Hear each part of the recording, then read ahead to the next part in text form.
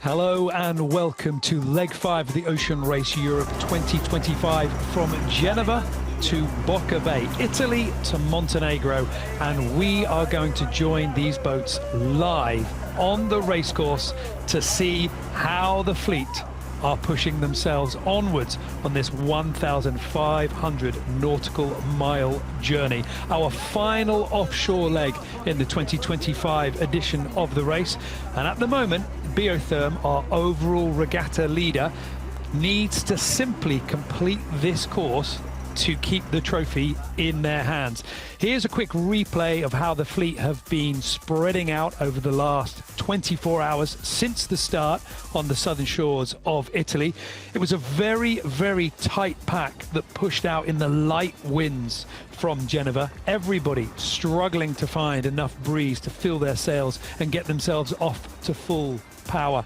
But Paprika made the most of it, and now they have been able to stretch a little bit further out as the fleet arrives at the French coast. For Johan Richomme and the rest of the team on Paprika, they have only completed a little over 120 nautical miles, an incredibly slow start to this final leg, but they hold the lead for now. But on board with Biotherm, currently in second place, 3.4 miles behind the leader, Team Paprika. But a little chance to make our way through the fleet at the moment. This is Amala, and look at the contrast between the images. Biotherm in second place, only a shade behind the leader, but for Alan Rohrer and the rest of the sailors on board Team Amala, they are stuck in the light winds. They are adrift at sea with no real ability to make themselves move forward at all. Earlier on, they were pretty close to the pack, but they have since been left behind as the wind has filled in from the front. This was the night that they had. It was light, but it was enough for them to get themselves moving underneath a pretty brilliant moon in the Eastern Mediterranean. And for Team Amala and Alan Rohrer, the skipper, they will be incredibly pleased that in that dusk light, in the middle of the night, when it was only the illumination from the shore, they were still able to hold on to those front packs. Conrad Coleman, we just saw brushing his teeth. The little bit of hygiene never goes amiss on these boats, even when you are racing. The first 20 hours of this leg has actually been really nice for this team. But sadly, now it's frustrations kicking in again, and what that must be like for these sailors. They know that they're not really in the same league as the rest of the fleet. They know that they're going to be struggling compared to the newer generation boats, but crucially as well, the more experienced sailors. But they had it within their grasp. They were really holding on to their coattails, and now the wind has just decided to punish them. What was maybe a 10-mile deficit is starting to slip and slip and slip. And now for Team Amala, they are an awfully long way back, 35 miles behind the leaders, and there is nothing on the horizon. There's the skipper, Alan Rohrer, trying desperately to keep morale, keep the plan up, keep the work rate up on board. Would be so easy for this boat to simply throw in the towel and just cruise their way, albeit very slowly, to the finish. They need some small victories, and they need it very quickly.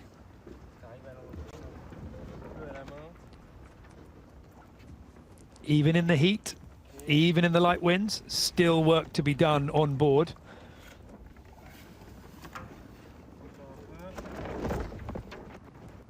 And interesting to see that it is the skipper, it is Alan Rohrer that is there on the deck, maybe just trying to show the sailors how to relentlessly try and hold on to that strong start that they had. Trying to create that behavior on board of, look, even though we're slower, even though that we're kind of outmatched in this fight, we're going to keep digging in.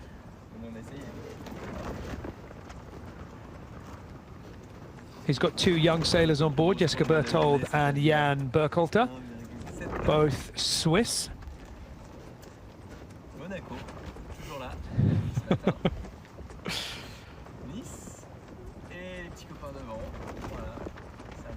So as Alan is pointing out, we are close to Monaco, we are close to Nice, and that is where this fleet were about a week, 10 days ago. They were there starting the last leg. Meanwhile, on board the boat just ahead of them, Canada Ocean Racing, B Water positive with Pip Hare, the person in charge, 51 years of age. There she is just down below. Small duties, but important duties. A little bit of tidying up, a little bit of cleaning after eating, after cooking. This boat is remarkably tidy, and I think that that speaks very much to Pip's personality. They have also really suffered in the light winds, but they've been within the pack. But it wasn't just the company of the other boats they had. They also had some wildlife come and put on an incredible show. And thanks to the onboard reporter, we can enjoy it as well, with that top-down view from the drone flying over an incredibly active pod of dolphins. A really beautiful way to begin that send-off from the shores of Italy on what is certainly set to be our longest leg of the Ocean Race Europe, both in miles and, at this rate, certainly in hours spent racing.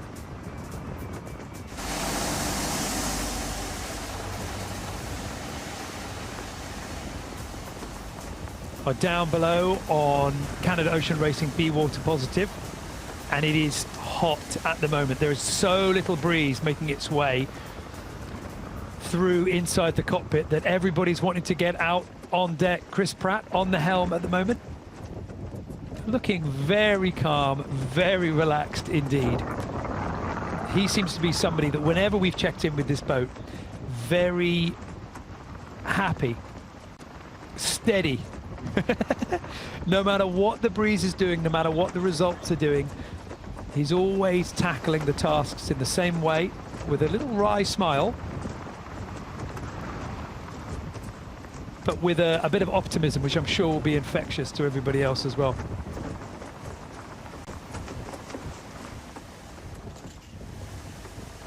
And they will be incredibly happy, because behind them there is no breeze. That is the bubble that has engulfed Team Amala. So while Canada Ocean Racing at the moment are in 6th place and perhaps at risk of losing contact with the leaders, they are moving, and they are moving in the good breeze.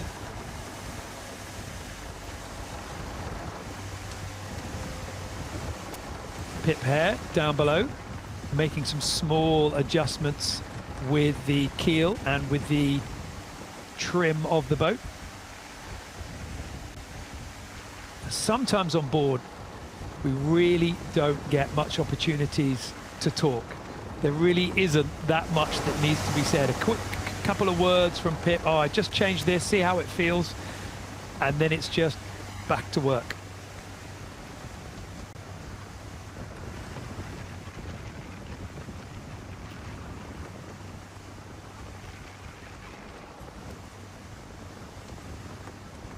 That view up ahead, sadly, what we can't see is the boats ahead of them.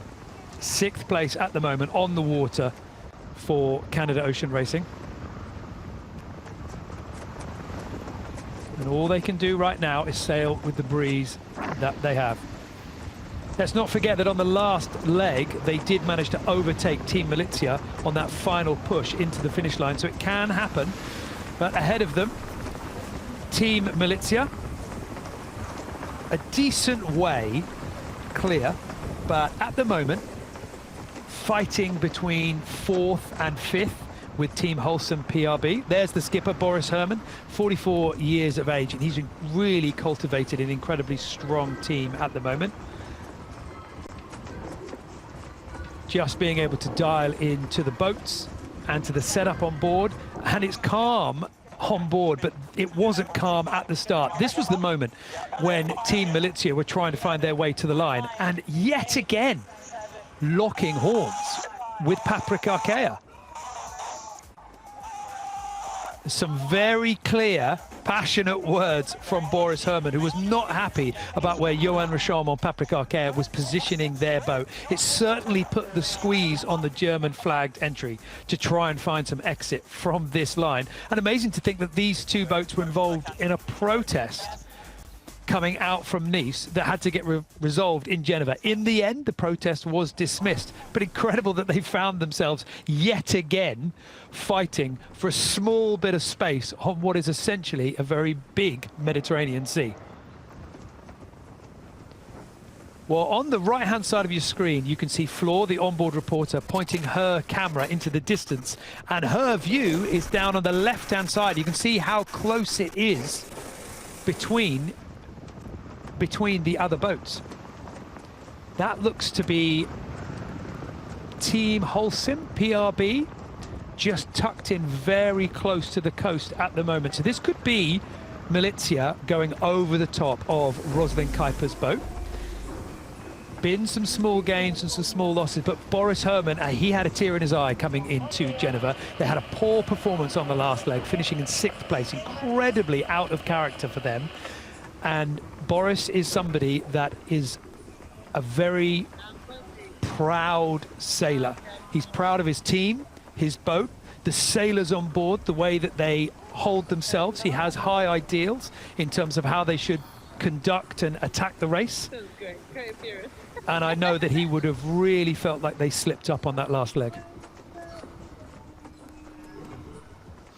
Francesca Klapčić just on the top left, with her eyes out of the cockpit looking for that breeze. And in the distance there on Flor's camera, that is Biotherm.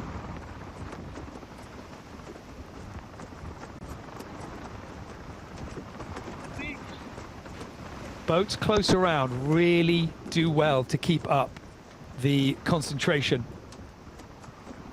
on board. There's nothing like the intensity of knowing that there's a boat just a few miles ahead, that if you can knuckle down, maybe sacrifice a little bit of sleep and keep pushing, keep relentlessly trimming the sails, you might just be able to haul them in and then overtake.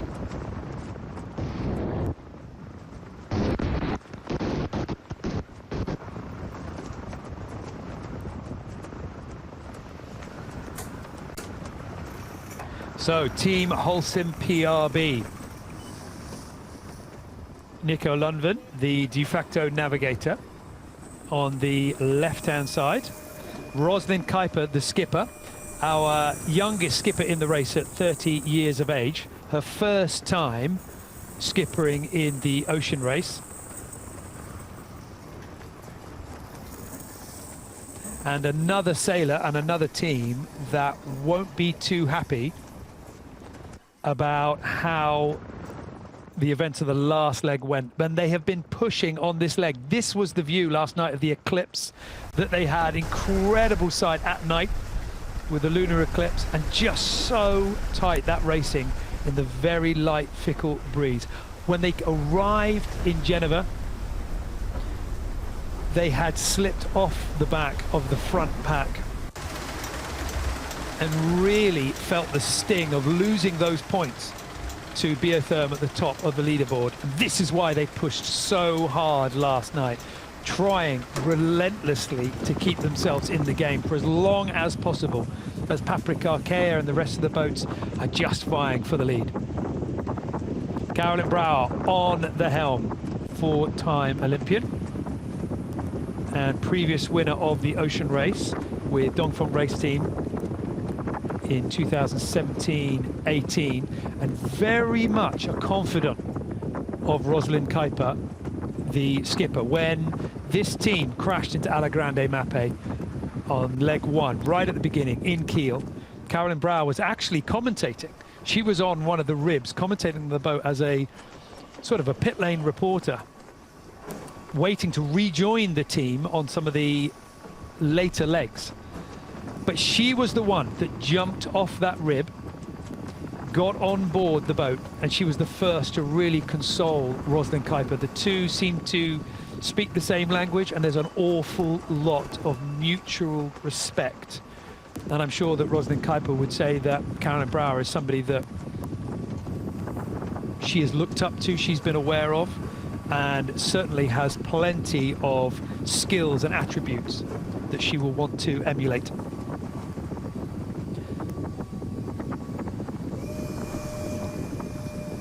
Now, I don't want to say that Canada Ocean Racing be water positive. I don't want to say that Pip Hare runs a tidier boat. But I think that Pip Hare runs a tidier boat than Team Holcim-PRB. But at the moment, they have breeze, they have movement, they are sailing quite nicely. They are in close to the coast. Their rivals over their left shoulder. It's Malizia just threatening to forge over the top. Italy and Boka Bay further out to sea, and Biotherm directly ahead, but out of view at the moment from Team Holcim-PRB, with Patrick Arkea leading this group of 5. Carol, tell me if you need something. Huh? Sorry? Tell me if you need something. Yeah, okay, I was just thinking, can you do the break? Maybe one break. Like full view. A little adjustment on board. So Nico Lundgren coming up just to ask, do you need something?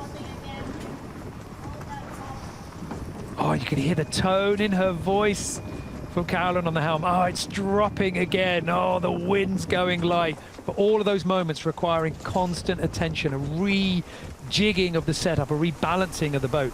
As we go on board Italy and Boka Bay, they will be facing exactly the same problems. Here's the skipper, 34 years of age, Ambrogio Beccaria, our only Italian skipper in the race, and he will still be, I am sure, riding that adrenaline wave and that happiness, that pride of winning the last leg into Genova. But he is hot down below, and it has been very lifeless in terms of the conditions, and very hot as well.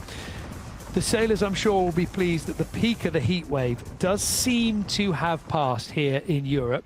So for Ambrogio Beccaria, Italy and Boka Bay, and for everybody else out on the water, moments like this that they were experiencing about 10 hours ago are a little bit kinder in terms of temperature on board. But while it's beautiful for us to be able to enjoy that serene, glassy ocean, when you are packed that tightly in a race where perhaps half a mile can make the biggest difference, it can be certainly frustrating. And that is why we are seeing the skipper, Ambrogio, downstairs on the navigational computer, trying to weigh up all those options. What will be their next move? Because the smallest adjustment in course to chase where the wind is going to be will make all the difference. And this is a decision you need to make without emotion. Just try to make it as logically as possible. But no matter how skilled you are, there is a point where it comes down to guesswork.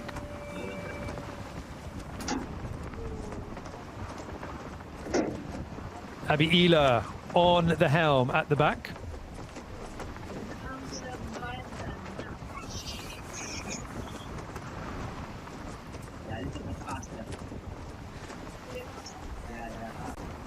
So Abby just asking how Biotherm was doing, and using the telemetry system on board, Ambrogio was able to give her a real-time update. How fast are they going compared to us? Are we winning? Are we losing? And unfortunately, the bad news was that no, Biotherm are a little bit quicker. They are far enough away that you'd think that Biotherm were in slightly different breeze. But even when the boats are out of sight, even when the boats are separated and just maybe dots on the horizon, it's still a battle for meters.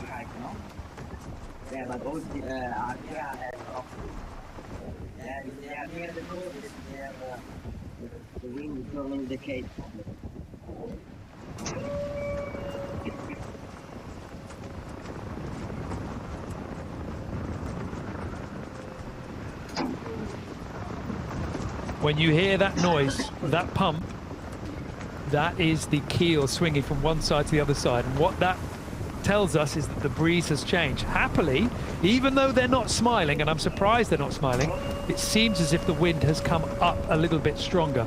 But as I say that again, the keel swings back down as the boat comes back upright.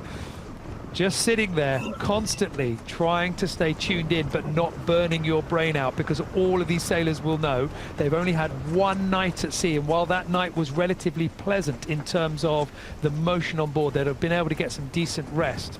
It was very hard work mentally with the wind constantly changing, and it is not going to let up. You need to keep your mental capacity very much alive. So Biotherm vying for second place. Paul Mayer, the skipper, 43 years of age. And this is the boat that has dominated this competition. This is the boat that is leading the overall scoreboard by an incredibly healthy margin and has every opportunity to hold it. So perhaps this is the only team that were actually able to enjoy the sunsets, if it wasn't for the fact that they snagged some incredible growth in the sea on their foils. Luckily for them and for the rest of the team, who we've seen something similar, the wind has been light, the boat has been going slow, because something that big and heavy could have done some real damage to their foils. But as it was, easy to pull off, easy to put behind them, and then they could carry on.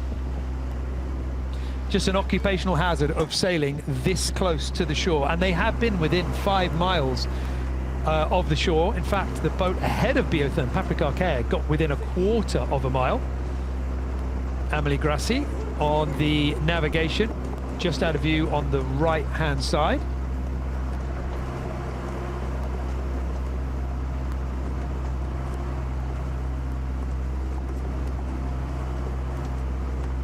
Just working now the keel pump. We always think that physically the challenge comes when the wind comes up, but most of the time there isn't actually that much to adjust. You set the boat up as best you can just below the limit, and then you hang on. But when it is light, such as it is now, you get a little bit more breeze, and suddenly the boat feels incredibly different. And that is why we're seeing all the sailors, where they're trying to concentrate on the navigation, being cooled up to start making those adjustments. And even though there will be 2 sailors down below asleep, trying to recharge their batteries for the miles ahead, if the wind changes considerably, it'll be a new sail, and that means everybody up. So if they are lucky, it will be 2 hours of solid sleep. But in reality, you'd celebrate an hour, I'm sure.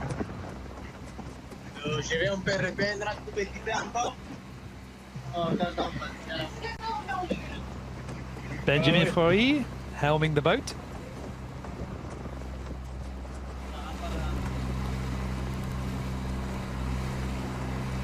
Oh, look at that, just over their shoulder, on the horizon, looming large, Alla Grande Mappe. But just as we heard Ambrosio discussing how the fact that Biotherm were going a little bit quicker, Biotherm will be keeping a very close eye on Alla Grande Mappe on the horizon as well. These boats separated by miles, but in terms of the meters that you are fighting over, they might as well be neck and neck.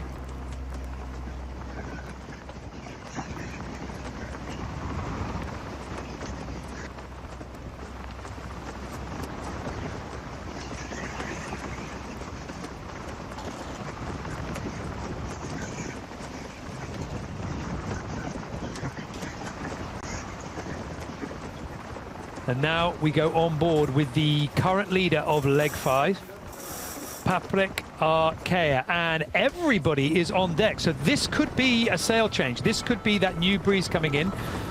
I'm sure that there would have been people down below asleep. But now it's everybody up. There's the skipper, Johan Richomme, 42 years of age, at the piano, the race control, all the levers, all the controls. This was their scene earlier as well, as that sun was going down. Absolutely beautiful water, but just look at how close it was between them and the rest of the field. They have had to fight unbelievably hard as that wind has washed away. They have been pushing to try and get the maximum points, because they are the only team that could really threaten Biotherm's dominance of this event. They are the only boat that if they play their cards right, they could perhaps lift the trophy. It is a long shot, but that is why we are seeing what we are seeing right now. A sail change on board live with Team Patrick Arkea. Johan Richomme in the distance, guiding the ropes in and out of the clutches. Corentin Horu in his trademark white hat. Mariana Labateau on the right-hand side in the dark sunglasses. And Gauthier Levis, Johan Richomme's head of design, stepping on board on this leg as very much a thank you for being the first person to join Johan Richomme's team, the first person to really believe in what this French sailor could do, and now rewarded by all this hard work, baking hot sun and sleepless nights. So the smaller sail comes out, the larger sail going away, a change of wind angle and perhaps just a little bit more breeze. In fact, they are saying they're getting over 11 knots of wind, and that will be very welcome news to the French boat here. A more chance to stretch away from the trailing boats.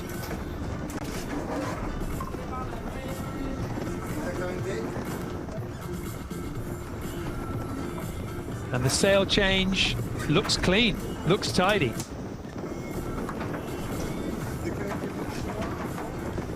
Now to balance the boat with that new sail.